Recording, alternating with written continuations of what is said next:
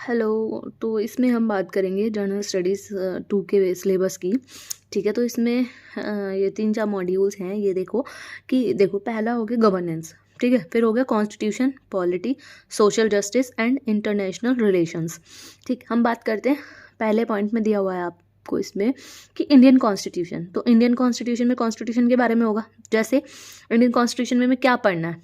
पहला हो गया हमारा हिस्टोरिकल अंडरपिनिंग, एवोल्यूशन। हिस्टोरिकल अंडरप्लेनिंग और एवोल्यूशन में क्या है कि मतलब आपका जो कॉन्स्टिट्यूशन है वो कैसे स्टार्ट हुआ, हिस्ट्री क्या है उसकी, और वो कैसे इवॉल्व हुआ। ठीक है ना। जैसे कि आप बोल सकते हैं, जब आप पॉलिटी लक्ष्मीकांत पढ़ेंगे, ये पार्ट आपका पॉलिटी के लक्ष्मीकांत, इंडियन पॉलिटी लक्ष्मीकांत जो है उससे कवर हो जाएगा। उसका फर्स्ट ही चैप्टर है। तो इसी नाम से है, बल्कि वो हिस्टोरिकल अंडरपिनिंग करके उसमें जो स्टार्ट हुआ उस जैसे कि रेगुलेटिंग एक्ट ऑफ 1773 से 1947 तक जो गया आपका इंडियन इंडिपेंडेंस एक्ट तक। उसके बाद जो वो कॉन्स्टिट्यूशन असेंबली बनी, कैसे प्रियम्बल, जिसे आप प्रियम्बल बोलते हैं, उस टाइम उसे ऑब्जेक्टिव रिजोल्यूशन बोलते थे। फिर कैसे कॉन्स्टिट्यूशन को हमारा जो है आपका वो उसमें आया, इन्फोर्समेंट हुआ कैसे, है ना, 26 जनवरी 1950 में जो एनेक्ट करा हमने, इन्फोर्स करा कॉन्स्टिट्यूशन को। तो वो सब चीज़ें इसमें पढ़ने हमें।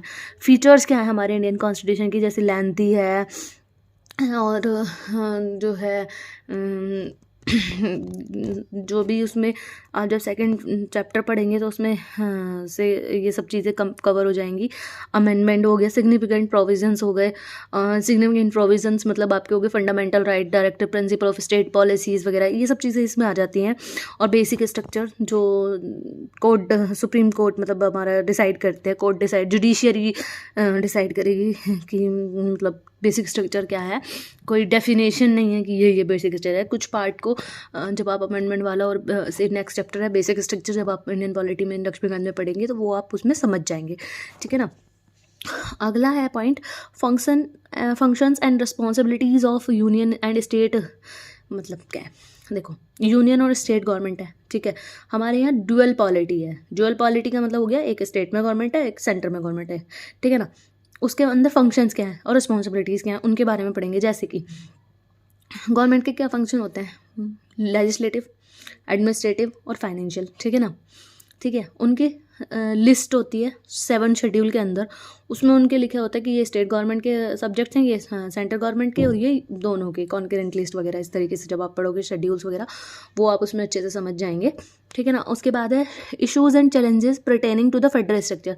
सबको पता है हमारा जो इंडिया है वो यूनिटरी है विद फेडरल स्ट्रक्चर के साथ।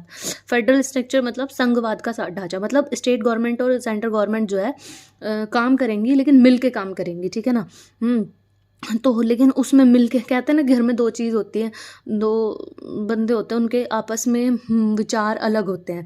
तो कुछ बात पे होता है कि उनके बनती है, कुछ बात पे नहीं बनती। तो उसमें फेडरल स्ट्रक्चर में यही है कि इश्यूज होते हैं, चैलेंजेस होते हैं, तो उनको वो क्या क्या हैं, उनको कैसे ठीक मतलब जो भी हैं उनको पढ़ेंगे हम इसमें फेडरल स्ट्रक्चर में। जैसे वाटर डिस्प्यूट वगैरह तो ये इंटर स्टेट रिलेशनशिप में आ जाता है, सेंटर स्टेट रिलेशनशिप में आ जाता है। बहुत सारी चीज़ें जैसे हेल्थ के ऊपर या एजुकेशन के ऊपर। पहले एजुकेशन जो होता था वो सेंटर स्टेट लिस्ट में होता था, लेकिन अब उसे कॉन्करेंट लिस्ट में डाल दिया, जिसकी वजह से उस पर अब सेंटर और स्टेट दोनों लॉ बना सकते हैं। तो वही चीज़ें हैं।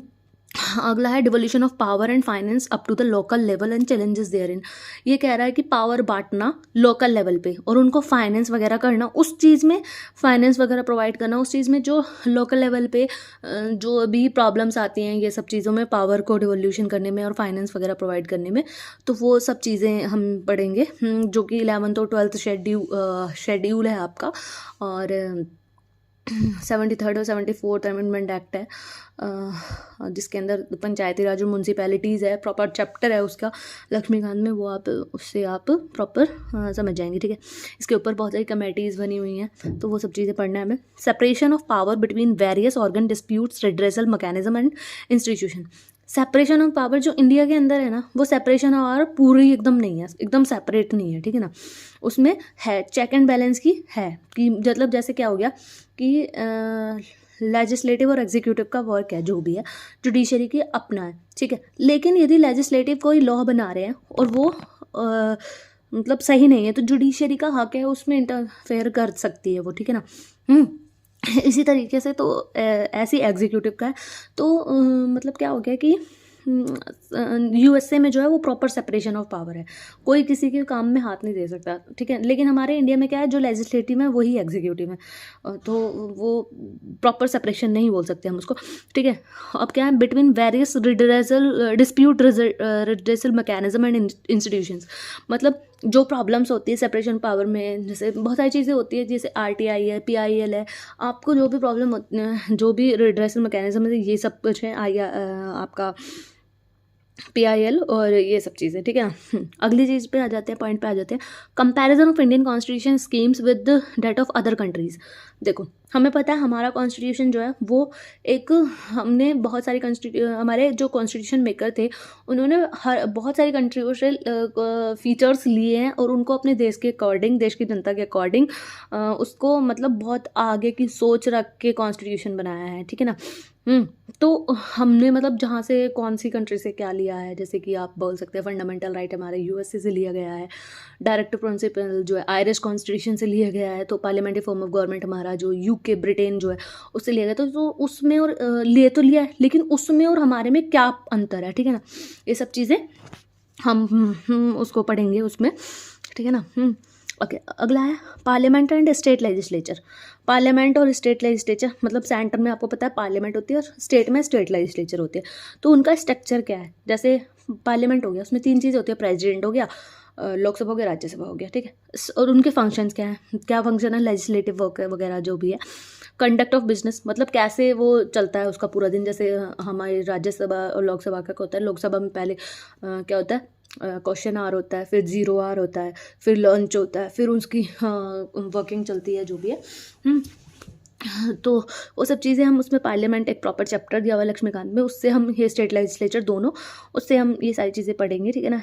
Structure, organisation and function of the executive and judiciary.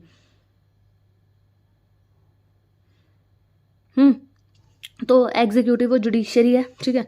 इनकी क्या स्ट्रक्चर है, कैसे एग्जीक्यूटिव, कैसे जुडिशियरी। जैसे जुडिशियरी आपने सुना होगा, लोअर कोर्ट और subordinate court, high court, supreme court, तो इनके और ऑर्गेनाइजेशंस हो गए, फंक्शंस हो गए, तो ये सब चीज़ें पढ़ेंगे हम, उसी लक्ष्मीकांत से ये कवर हो जाएगा। Ministry and department of government, ministries है, डिपार्टमेंट है गवर्नमेंट की, आपने सुना मंत्रिमंडल वगैरह का जो सुनते हैं हम। प्रेशर ग्रुप्स एंड इनफॉर्मल और informal association and their role in polity, मतलब जो प्रेशर ग्रुप्स होते हैं, जो मतलब गवर्नमेंट, तो मतलब उनके कैरेक्टरिस्टिक्स क्या हैं, कितने टाइप के प्रेशर ग्रुप्स हैं, ये सब चीज़ें हम इसमें पढ़ेंगे, ठीक है ना। फिर आपका ये नेक्स्ट है salient features of representation of people act. इसका प्रॉपर एक चैप्टर है 1951 वाला, उसको हम अच्छे से पढ़ेंगे उसमें, ठीक है ना। रिप्रेजेंटेशन ऑफ पीपल्स एक्ट है, उसके बारे में सब चीज़ें हैं, उनके फीचर्स वगैरह पढ़ेंगे हम। Appointment to various constitutional bodies, power, function, responsibilities and various constitution bodies. हम इसमें जो कॉन्स्टिट्यूशन बॉडीज़ होती है, जैसे यूपीएससी हो गया, एसपीएससी हो गया, state public service commission, union public service commission, finance commission, इनके बारे में जितने भी आपकी कॉन्स्टिट्यूशनल बॉडीज़ हैं उनके बारे में, वो कैसे उनका अपॉइंटमेंट होता है, क्या उनका टाइम पीरियड होता है, क्या उनकी फंक्शनिंग होती है, मतलब उनके जो भी पावर वगैरह, वो सब चीज़ें हम इसमें पढ़ेंगे, ठीक है ना। अब अगली बात करते हैं statutory, regulating and various quasi judicial bodies. तो एक होते कॉन्स्टिट्यूशन, एक होते नॉन कॉन्स्टिट्यूशनल। तो अब नॉन कॉन्स्टिट्यूशनल बॉडीज़ हैं ये, स्टैट्यूटरी हो गया, रेगुलेटरी हो गया, कुछ होते हैं क्वाजी जुडिशियल बॉडीज़ वगैरह, तो ये सब चीज़ें उसमें हम पढ़ेंगे, ठीक। अगला पोर्शन आ जाता है आपका government policies and intervention for development in various sectors and issues arising out of their design and implementation.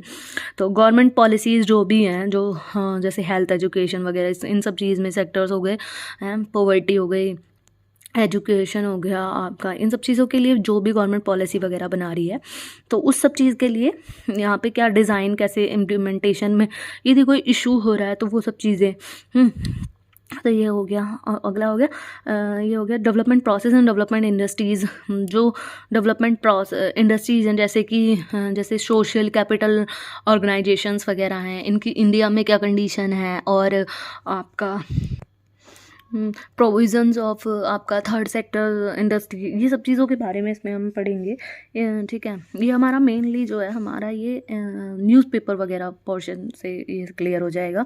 ठीक है ना, ये सब चीज़ें रोल ऑफ NGOs है, सेल्फ हेल्प ग्रुप, SHG जो होते हैं, तो ये सब चीज़ें हो जाएंगी। उसके बाद हम ये अगला पॉइंट बोलता है कि welfare scheme for vulnerable section. पहली बात तो आपको ये पता होना चाहिए वनरेबल सेक्शन क्या होता है। वनरेबल सेक्शन होता है जैसे आपके हो गए चाइल्ड, आपकी वुमेन, एल्डर्स हो गए, ठीक है ना, और जो मतलब डिसेबल्ड पर्सन हो गए, SC ST हो गए, और आपके माइनॉरिटी हो गए और ट्रांसजेंडर हो गए। ठीक है ना, इनके रिलेटेड जो भी स्कीम्स वगैरह बन रही हैं और जो भी गवर्नमेंट की पॉलिसीज़ हैं, और गवर्नमेंट ने अभी तक क्या करा है, जैसे कमीशंस वगैरह बने हुए हैं, इनके ऊपर एक्ट बने हुए हैं और इनके लिए पॉलिसीज़ वगैरह हैं, तो वो सब चीज़ें स्कीम्स वगैरह हैं। तो ये सब चीज़ें उनके बेटरमेंट और प्रोटेक्शन के लिए जो भी चीज़ें गवर्नमेंट इनिशिएटिव करती है वो सब चीज़ों के हम इसमें पढ़ेंगे। ये मेनली आपका उससे कवर हो जाएगा न्यूज़पेपर से। ठीक है ना, फिर आ जाता है ये issues relating to development and management of social sector service relating to the health, education, human resource वगैरह, वही जो भी इनसे रिलेटेड डेवलपमेंट और मैनेजमेंट में सोशल सेक्टर, जो मैंने पीछे बोला था कि इन सब चीज़ से रिलेटेड जो भी प्रॉब्लम होती है उस सब चीज़ को करना, ये मेनली आपका मेनली न्यूज़पेपर से ऑलमोस्ट कवर हो जाएगा। ठीक है ना, ओके, अगला बात करते हैं issues relating to poverty and hunger, वही।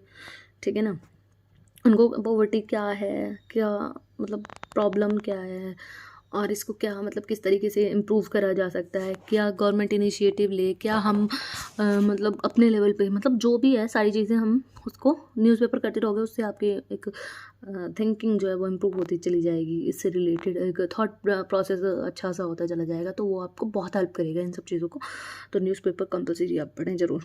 ठीक है, अगला आ जाता है important aspect of governance, transparency, accountability और E governance, applications, model, success, limitation and potentials, citizen charters, transparency and accountability and institutional and other measures. ठीक है, इसमें ये गवर्नेंस वाला पार्ट है मेनली, कि क्या गवर्नमेंट गवर्नेंस क्या है, बेनिफिट्स क्या हैं उसके, नीड क्या, ज़रूरत क्यों पड़ी, और आपको चैलेंजेस क्या क्या हैं, ट्रांसपेरेंसी क्या होती है, ट्रांसपेरेंसी की नीड्स क्यों है, चैलेंजेस क्या हैं, अकाउंटेबिलिटी हो गई, ई गवर्नेंस हो गई, तो इसी तरीके से सिटीजन चार्टर वगैरह, इनकी नीड, बेनिफिट, चैलेंजेस और गवर्नमेंट का क्या वो है, ये सब चीज़ें आप इसमें पढ़ोगे। और role of civil services in a democracy, मतलब रोल ऑफ सिविल सर्विसेज को कवर करने के लिए मेनली 3 पॉइंट्स आप